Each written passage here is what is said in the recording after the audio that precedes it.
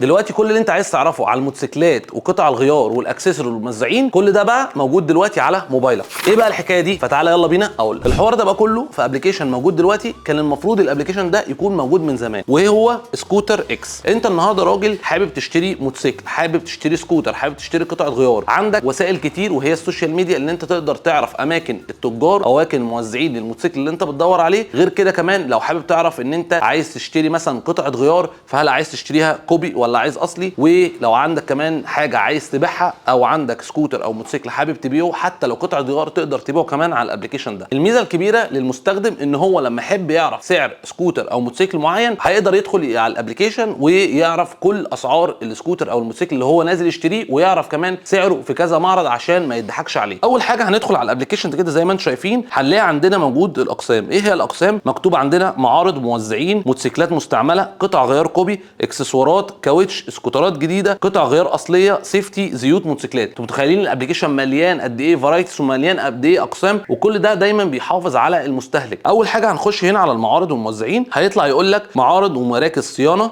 موزعين اس واي ام المعتمدين، موزعين بنيلي، كيميكو، تي في اس، موتوسيكلات ياباني، مراكز الصيانه، مستوردين وجمله، وكمان متاجر الاونلاين والتقسيط. خلينا ندخل مثلا على بنيلي. انا موزع بنيلي، هدخل هنا هلاقي عندي هنا في اسكندريه في المنظره بمبم، مثلا ايزي بايكر في جليم، القاهره التجمع، الشروق، سكوتر، زاج، سكوتر جراش. الناس اللي نازله دلوقتي على الابلكيشن هنخش على ايرايد. هنا هتلاقي عندك عامل حاجه جميله جدا. اول حاجه بيقول لك الفرع بتاع ايرايد اللي في التجمع، ولو احنا حد اشترى من عندنا حاجه فبيقدر يدينا ريتنج هنا من 0 ل 5، ودي حاجه كويسه جدا ودايما هتبقى لصالح المستهلك، لان هو قبل ما يروح يشتري من ايرايد او يشتري من اي معرض تاني هيبقى عارف الريتنج بتاع المحل ده. ودي بتبقى منتهى الشفافيه، ان انا لو انا معاملتي في المعرض او خدمه ما بعد البيع مع العملاء وحشه هتلاقي دايما الريتنج قليل، ودي النظريه اللي ماشيه دايما في قانون البيع والشراء. هنشوف ايرايد مثلا مقدم ايه، مقدم السكوتر ده، هتلاقي البيانات بتاعته طبعا حاطط لك كذا صوره، بيقول لك بقى اللوكيشن فين والسعر اللي انا كاتبه فين اهو. الصور اتحملت طبعا، انا حاطط حاجه كده يعني تيست. البائع بيقول لك ايرايد باك ستور،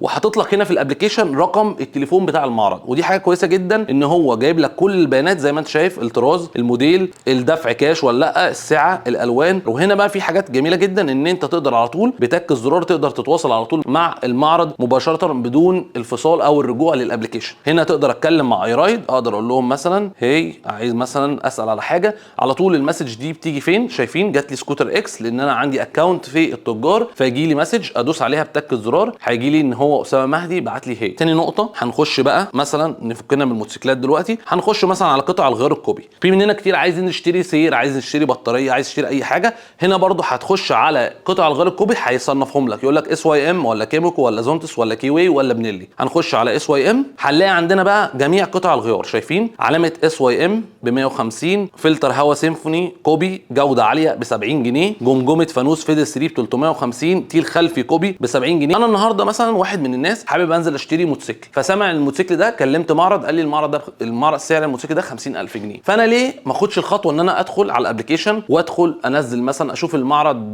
ده بيبيعه بكام والمعرض غيره بيبيعه بكام والمعرض ده بيبيعه بكام. والله لو لقيت 1000 جنيه فرق 2000 جنيه فرق انا اولى برضو في الاول وفي الاخر. فدي الحاجه اللي دايما النقطه القويه اللي هنركز عليها، ان دايما اليوزر هو اللي هيبقى مستفيد. حاجه برضو جميله اللي شفتها في الابلكيشن ده، حته ان في هنا سكوترات استعمال اللي هي الموتوسيكلات المستعمله.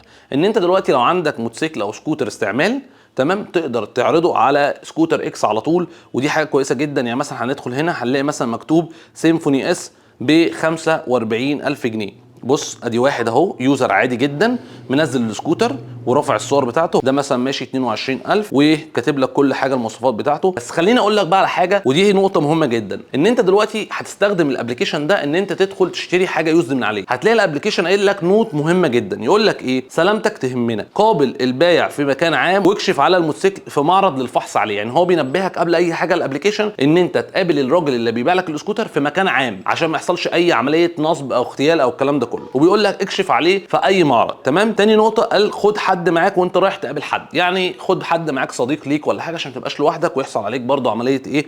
نصب. عاين الموتوسيكل كويس قبل ما تشتريه وتاكد ان سعره مناسب، ودي حاجه كويسه. وبرضو غيرنا بيقع فيها ان ممكن ينزل يشتري موتوسيكل يقول لك مثلا الموتوسيكل ده لقطه، هو مفكر مثلا ان الموتوسيكل ده سعره 45000 جنيه سعره لقطه، هو الموتوسيكل في الحقيقه مش سعره 45. فهنا اصبح الابلكيشن ليه فايده ثانيه، ان هو هيبدا يوري لك السوق او يكشف لك السوق بكل الاسعار بتاعته وتعرف هل انت كده مضحوك عليك ولا هل انت بتشتري بالسعر الطبيعي او العادي خالص. ما تدفعش او تحول فلوس الا لما تعاين الموتوسيكل وتفحصه وتاكد من حالته كويس جدا. تطبيق سكوتر اكس غير مسؤول مسؤوليه كامله عن اي عمليه بيع وشراء من التطبيق. يعني هو الابلكيشن بيخلي المسؤوليه بتاعته ان انت لو دخلت اشتريت حاجه ما هو ملوش علاقه بيها، هو مجرد ان هو زي وسيط، ان هو بيعرفك ما بين التاجر والشاري وان انت تقدر تشتري وتبيع بدون اي، هو ما بياخدش اي كوميشنز ولا اي حاجه. فطبعا احنا عايزين برضو الناس تبدا تدعم الابلكيشن وتبدا تدخل عليه، لان انت كيوزر هتبقى مستفيد اكتر من اي حد. خلينا بقى اقول لك من ناحيتي انا كتاجر، انا هستفيد من ايه؟ انا كايرايد هقدر ان انا اتواصل مع الابلكيشن، وان انا لو عايز انزل معرضي اونلاين والناس كلها تشوفه. النهارده الابلكيشن بيكلف كتير، ففكره جميله جدا ان انا اخلي